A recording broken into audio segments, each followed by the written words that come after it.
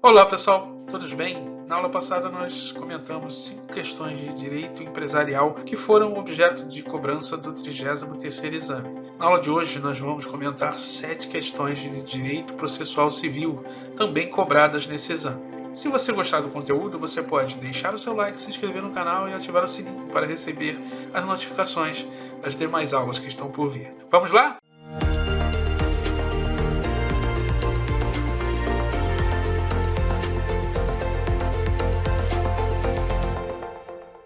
Vamos lá, pessoal. Vamos corrigir, então, 7 questões de direito processual civil que foram objeto de cobrança no 33º exame. Olha só, a Joana, em decorrência de diversos problemas conjugais, decidiu se divorciar de Marcelo. Contudo, em razão da resistência do cônjuge em consentir com sua decisão, foi preciso propor ação de divórcio. Após distribuída a ação, o juiz determinou a emenda da petição inicial, tendo em vista a ausência de cópia da certidão de casamento celebrada entre as partes, dentre os documentos anexados à inicial. Considerando o caso narrado e as disposições legais a respeito da ausência de documentos indispensáveis à propositura da ação, assinale a afirmativa correta. Olha só, artigo 320 e 321 do CPC. A petição inicial será instruída com os documentos indispensáveis à propositura da ação. O juiz, ao verificar que a petição inicial não preenche os requisitos do artigo 319 e do 320, ou seja, a presença dos documentos indispensáveis à propositura da ação, ou que apresenta defeitos e irregularidades capazes de dificultar o julgamento do mérito, determinará que o autor, no prazo de 15 dias, a emende ou complete. No nosso caso aqui denunciado, Joana deveria completar a inicial, tá? Indicando com precisão o que deve ser corrigido ou completado. E aí nós já podemos ir para as assertivas, olha só. Letra A. Ausente documento indispensável à propositura da ação, a petição inicial deve ser indeferida de imediato. Mentira. A petição inicial não deve ser indeferida de imediato, consoante o que acabamos de ler no artigo 321 do Código de Processo Civil. Portanto, deve ser indeferida de imediato. O de imediato deixou a assertiva incorreta, tá? Letra B. A certidão de casamento é documento indispensável à propositura de qualquer ação, Ana. Qualquer ação não, pessoal? Veja que, às vezes, o erro é crasso, tá? Por vezes basta a cópia da identidade, não precisa da certidão de casamento. Entretanto, nesse caso, especificamente de divórcio, é lógico que a certidão de casamento é indispensável, tá bom? Continuando lá, constatando-se sua ausência, deve o autor ser intimado a emendar ou completar a inicial no prazo de 5 dias. Na verdade, o prazo é de 15 dias, tá? Letra C, olha só. Ausente documento indispensável à propositura da ação, o autor deve ser intimado para emendar ou completar a inicial no prazo de 15 dias. Perfeito, é o que diz o artigo 321. Portanto, esse é o gabarito da questão, tá? Vamos ver a letra D? Olha só. A ausência de documento indispensável à propositura da ação configura hipótese de improcedência liminar. Não é hipótese de improcedência liminar. Vamos relembrar, olha só, artigo 332, nas causas que dispensem a fase instrutória, o juiz, independentemente da citação do réu, julgará liminarmente improcedente o pedido que contrariar súmula do STF, súmula do STJ, acórdão proferido pelo STF, acórdão proferido pelo STJ em julgamento de recursos repetitivos, entendimento firmado em incidente de resolução de demandas repetitivas ou de assunção de competência, enunciado de súmula do Tribunal de Justiça sobre Direito Local. Parágrafo 1º. O juiz também poderá julgar liminarmente improcedente o pedido se verificar desde logo a ocorrência de decadência ou prescrição, tá ok? Portanto, esse caso aqui de esquecimento de juntada de certidão de casamento não é hipótese de improcedência liminar do pedido, consoante o que consta do artigo 332 do CPC. Portanto, incorreta a letra D. Gabarito, letra C. Vamos para a próxima. Lá, pessoal, questão 52, prova tipo 1 branca. Karine teve conhecimento de que Pedro propôs ação reivindicatória em face de Joana, relativamente à Fazenda Felicidade, situada em Atibaia. Carine, furiosa, apresenta oposição por entender que aquela fazenda lhe pertence, já que recebeu em testamento do falecido tio de Joana. Sobre o caso narrado, assinale a afirmativa correta. A questão trata aí de oposição, né, pessoal? Vamos ler a partir do artigo 682 do CPC lá. Quem pretender, no todo ou em parte, a coisa ou direito sobre que convertem autor e réu, é o caso aqui, né? Poderá, até ser proferida a sentença, oferecer oposição contra ambos. O oponente deduzirá o pedido em observação aos requisitos exigidos para a propositura da ação. Distribuída a oposição por dependência, serão os opostos citados, na pessoa de seus respectivos advogados, para contestar o pedido no prazo de 15 dias. 684. Olha, se um dos opostos reconhecer a procedência do pedido, contra o outro prosseguirá o oponente, né? Pode acontecer, né? Um dos opostos já reconhece e fala, não, eu peço meu chapéu e saio. 685, admitido o processamento, a oposição será pensada aos autos e tramitará simultaneamente a ação originária, sendo ambas julgadas pela mesma sentença. Esse é o fundamento da resposta da questão, artigo 685. Tá? Mas vamos continuar lendo, ó. Parágrafo único do 685. Se a oposição for proposta após o início da audiência de instrução, o juiz suspenderá o curso do processo ao fim da produção de provas, salvo se concluir que a unidade da instrução atende melhor ao princípio da duração razoável do processo. Artigo 686. Cabendo ao juiz decidir simultaneamente a ação originária e a oposição desta qual? A oposição conhecerá em primeiro lugar. Lógico, se a oposição for procedente, a ação originária perde o sentido, tá? E aí, pessoal, eu trouxe aqui um resuminho aqui para que vocês guardem, ó. As partes na oposição denominam-se de oponente, opoente, que é o autor, e opostos, né? Autor e réu da ação principal. Assim, o terceiro que participa da relação processual já existente, ajuizando a ação de oposição que será distribuída por dependência àquela já em curso, figurando este como autor, enquanto os réus serão autor e réu da ação principal, formando um litisconsórcio passivo necessário simples. E aí eu quero trazer para vocês uma ilustração rapidamente para nós lembrarmos dessa classificação. Olha só, critério de classificação do litisconsórcio. Posição ocupada pelos litisconsortes no processo. E aí nós temos um polo ativo, o polo passivo e o misto. Momento da formação, inicial ou ulterior. Obrigatoriedade ou não da formação. E aí o litisconsórcio pode ser necessário ou facultativo. Tratamento dado pela sentença no plano do direito material. E é aqui que eu queria chegar. Ó. Simples, o juiz poderá decidir de forma diversa para cada litisconsorte. É o caso aqui, tá, pessoal? Ele pode decidir de forma diversa. Ele pode dizer, nesse caso, que Carine não tem razão e o imóvel é de Joana. Ele pode dizer que Carine tem razão e deve dividir o imóvel com Pedro. Ou seja, ele pode decidir de forma diferente para cada litisconsorte, tá? Então, nós estamos diante de um litisconsórcio passivo necessário, porque é necessário que se chame, nesse caso aqui, autor e réu da ação principal, tá? Não é unitário, por quê? No caso do unitário, o juiz decidirá de forma uniforme para os litisconsortes. E a banca brincou com essa classificação com você. Tá bom? E muita gente caiu nessa pegadinha. Vamos para as assertivas. Olha só. Letra A. Se a oposição foi proposta antes do início da audiência do processo originário, a oposição será pensada aos autos e tramitará simultaneamente a reivindicatória, sendo ambas julgadas pela mesma sentença. Artigo 685 do CPC, tá? Esse é o gabarito da questão.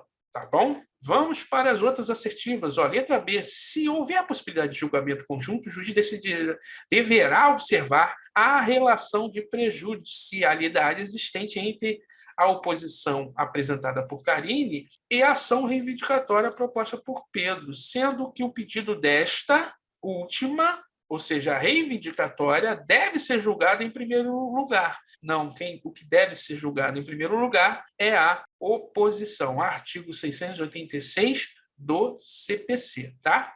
Portanto, a assertiva B está incorreta. Letra C. Os opostos formam um litisconsórcio passivo unitário. Errado, é simples, tá? Já explicamos por quê. Letra D. Se Pedro reconhecer a procedência do pedido da opoente, Karine deverá ser reconhecida como legítima proprietária do imóvel. Não tem nada a ver, né? Nesse caso aqui, aplica-se o artigo 684. Se um dos opostos reconhecer a procedência do pedido, contra o outro prosseguirá o opoente. Então, o artigo 684 mostra o erro da alternativa D, tá bom? Gabarito, letras A. Vamos para a próxima. Olha lá, pessoal, questão 53, prova tipo 1 branca. Após anos de relacionamento conjugal, Adriana e Marcelo resolvem se divorciar. Diante da recusa do cônjuge ao pagamento de alimentos, Adriana, desempregada, resolve ingressar com ação a fim de exigir o pagamento. A ação teve regular processamento, tendo o juiz proferido sentença de procedência, condenando o réu ao pagamento de R$ 2.000 à autora, sendo publicada no dia seguinte. Inconformado, o réu interpõe recurso de apelação, mas Adriana promove imediatamente o cumprimento provisório da decisão diante das informações expostas, assinar a afirmativa correta. E a questão trata, logicamente, de apelação, né, pessoal? E aí, artigo 1012 do CPC. Vamos ler? A apelação terá efeito suspensivo. Vamos ler de novo. A apelação terá efeito suspensivo. Essa é a regra. Tá? Parágrafo 1º. Além de outras hipóteses previstas em lei, começa a produzir efeitos imediatamente após a sua publicação a sentença que, em outras palavras, nesses casos do parágrafo 1º, a apelação não tem efeito suspensivo. Tá? A regra é que a apelação tem efeito suspensivo, mas o parágrafo 1º traz exceções. Cadê, professor? Vamos ler, olha só. Inciso 1. A sentença que homologa a divisão ou demarcação de terras produz efeitos imediatamente. A sentença que condena a pagar alimentos, olha lá, no inciso 2 do parágrafo 1º de 1012, também produz efeitos imediatamente, tá ok? E a interposição de recurso de apelação não tem efeito suspensivo nesse caso, tá? E aí, parágrafo 2º, nos casos do parágrafo 1º, o apelado poderá promover pedido de cumprimento provisório depois de publicada a sentença. Portanto, é perfeitamente legal que, no caso de condenação de alimentos, através de sentença, ainda que seja interposto recurso de apelação, pode sim haver o cumprimento provisório da sentença, tá? Diante dessas afirmações, vamos para as assertivas. Olha só. Letra A. A sentença não pode ser executada neste momento. Pode. Já vimos que, né? Pode. Letra B. A sentença não pode ser executada. Pode. Nem vou ler o restante.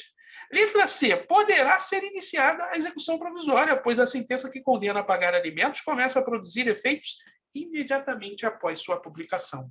Perfeito, se coaduna com o que nós acabamos de ler. O gabarito, portanto, é a letra C, tá, pessoal? Vamos ler a letra D. Pode ser iniciada a execução provisória aí, até a vírgula está tudo bem. Pois os recursos de apelação nunca possuem efeito suspensivo? Não. Acabamos de ver que a regra é, sim, ter efeito suspensivo.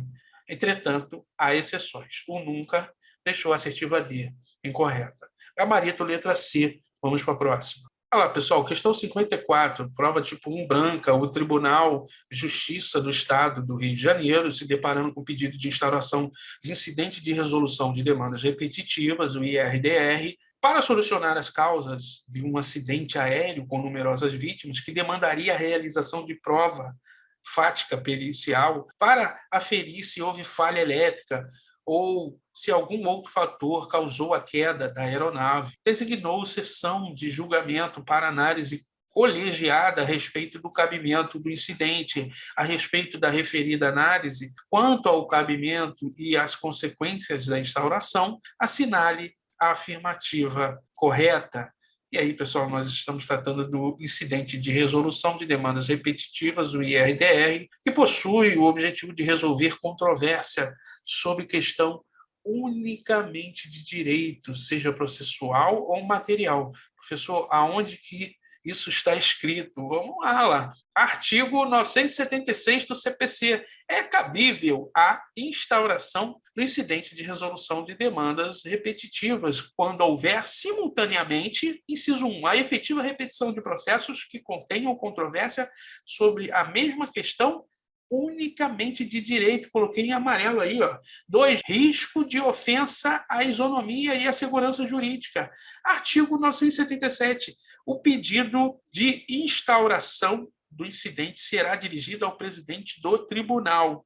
Ele não fala qual tribunal, tá? E daqui, a contrário senso, nós concluímos que não cabe esse incidente em primeira instância, tá bom? Então, de posse dessas informações, nós vamos para as assertivas, né? Cabendo ainda esclarecer o seguinte, ó, artigo 313 do CPC, suspende-se o processo pela admissão de incidente de resolução de demandas repetitivas, tá?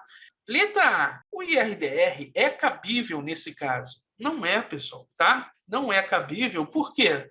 Porque trata-se de uma situação fática, né? Nós precisamos da perícia para verificar se houve falha elétrica ou se algum outro fator causou a queda, tá? Que causou vítimas, não é isso? Então, olha só, a banca queria que você chegasse a essa conclusão, tá? Conhecendo o teor do 976, você chegaria à conclusão de que a letra A está incorreta, porque diz que é cabível, na verdade é incabível. Vamos continuar lendo a letra A, olha só. E uma vez admitida a instalação, não haverá suspensão. Olha lá, haverá suspensão sim, ou não deixou a assertiva incorreta, tá? De acordo com o 313, inciso 4 do CPC. Letra B. O IRDR não é cabível, uma vez que a técnica processual visa apenas a resolver controvérsias sobre questão unicamente de direito, seja processual ou material. Perfeito, tá, pessoal? Esse é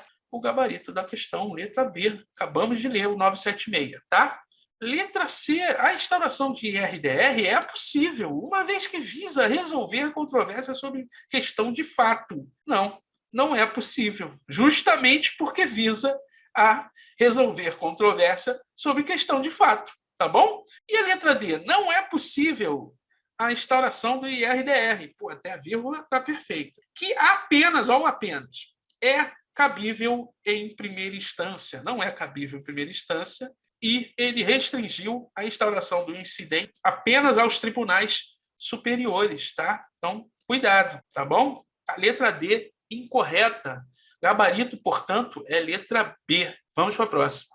Olha lá, pessoal. João Carlos ajuizou ação em face do shopping Sky Mall, objetivando a devolução de valores que superem o limite máximo previsto em lei de seu município, pagos em virtude de estacionamento de seu automóvel. Julgado procedente o pedido e iniciado o cumprimento de sentença, o executado apresentou impugnação, alegando ser inexigível a obrigação. Sustentou que o Supremo Tribunal Federal, em controle difuso de constitucionalidade, reconheceu a inconstitucionalidade da referida lei municipal, que ampara o título judicial. Considerando que a decisão do STF foi proferida após o trânsito em julgado da ação movida por João Carlos, assinale a afirmativa correta. E aí, pessoal, nós temos que ler o artigo 525 do CPC. Olha só.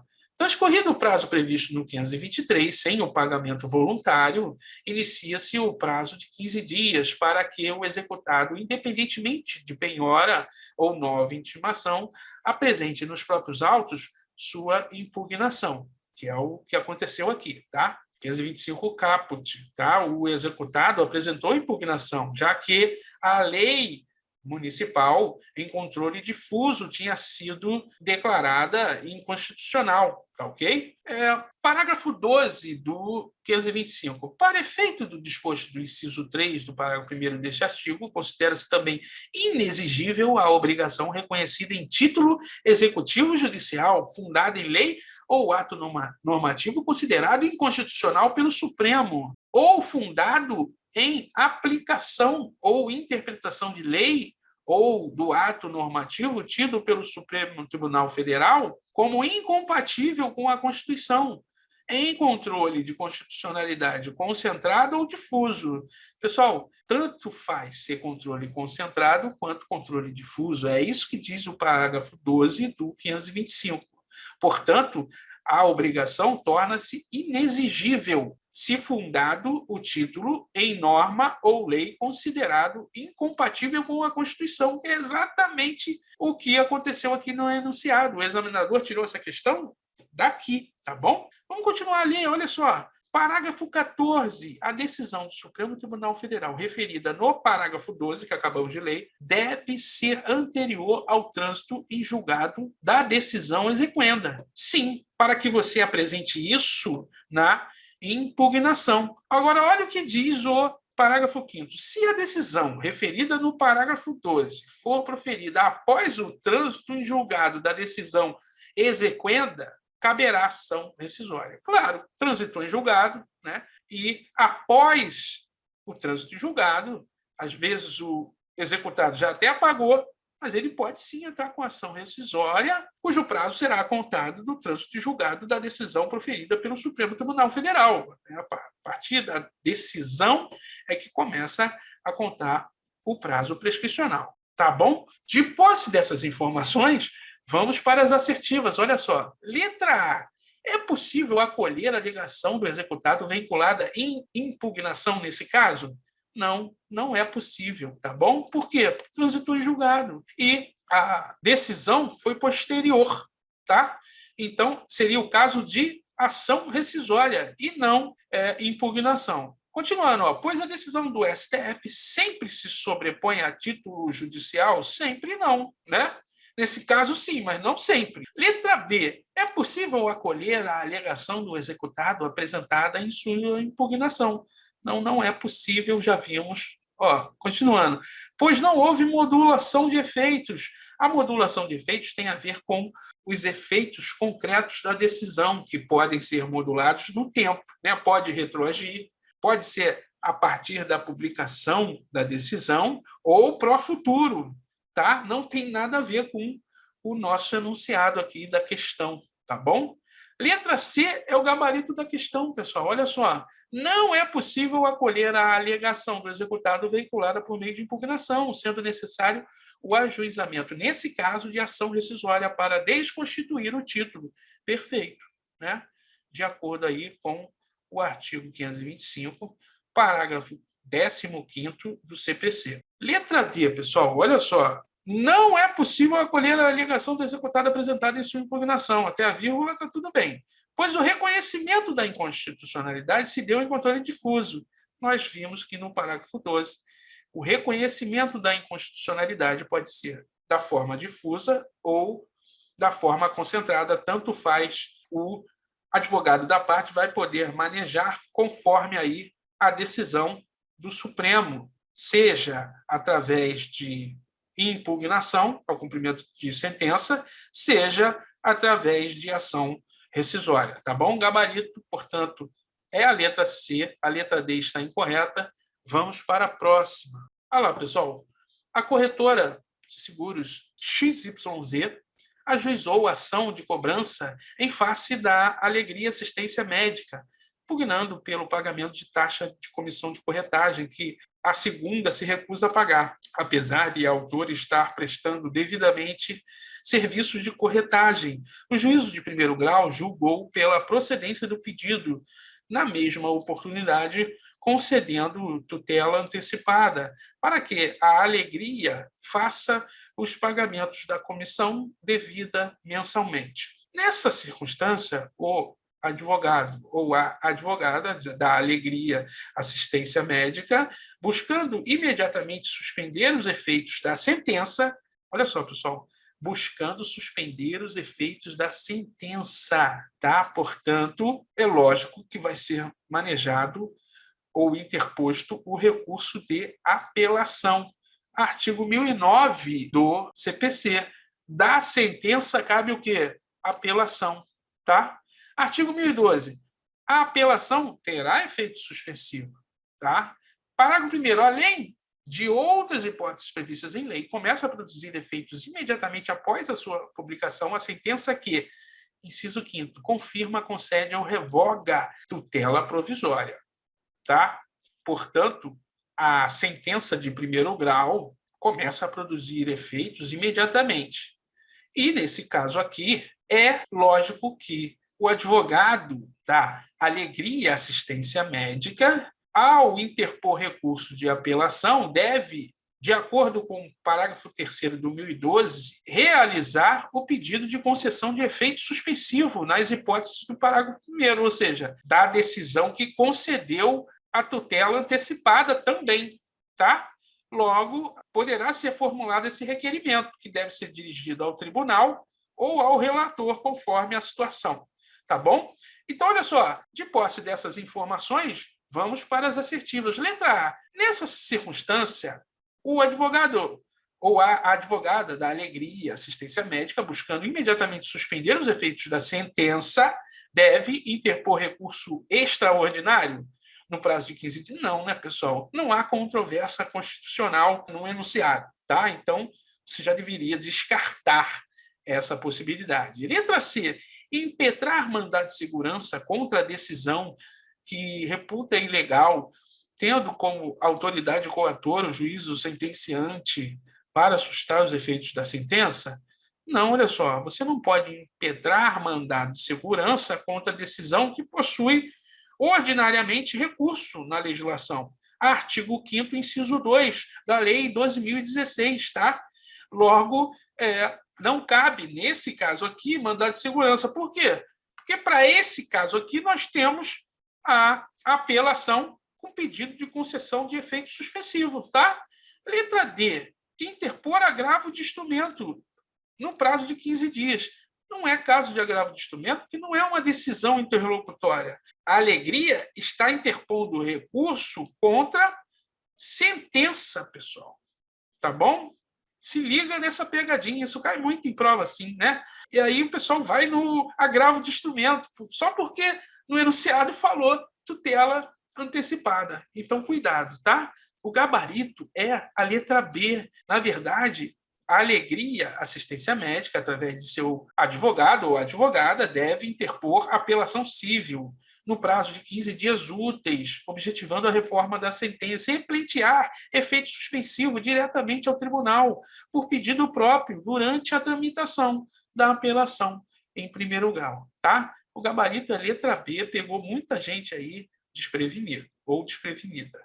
Tá? Vamos para a próxima. Olha lá, pessoal, última questão. Tiago, empresário com renda mensal de R$ 1 milhão, ajuizou a ação pelo procedimento comum em face do plano de saúde X, com pedido de tutela provisória de urgência, para que o plano seja compelido a custear tratamento médico no valor de R$ 300 mil.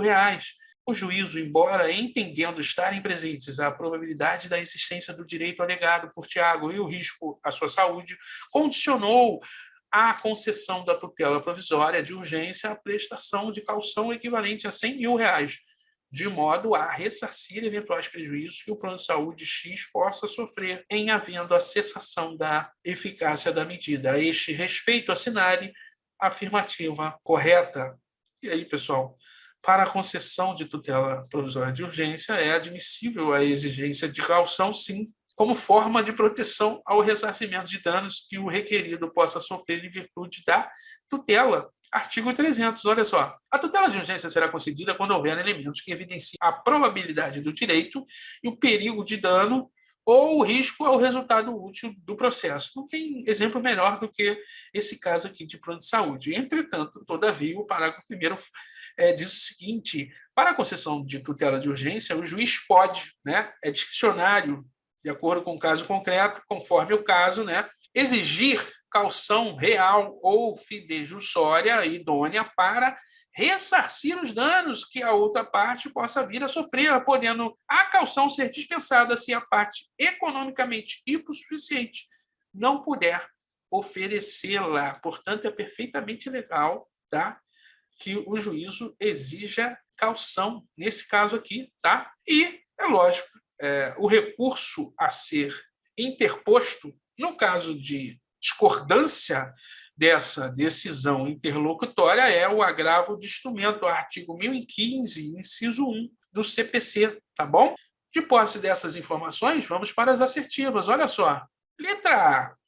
A exigência de caução para a concessão de tutela provisória de urgência, no caso em tela, é desprovida de fundamentação legal? Acabamos de ver que é provida de fundamentação legal. O desprovida deixou a assertiva incorreta. Letra B. A decisão judicial que condicione a concessão de tutela provisória de urgência à prestação de caução é impugnável por meio de preliminar no recurso de apelação. A decisão interlocutória, nesse caso, não é sentença, tá?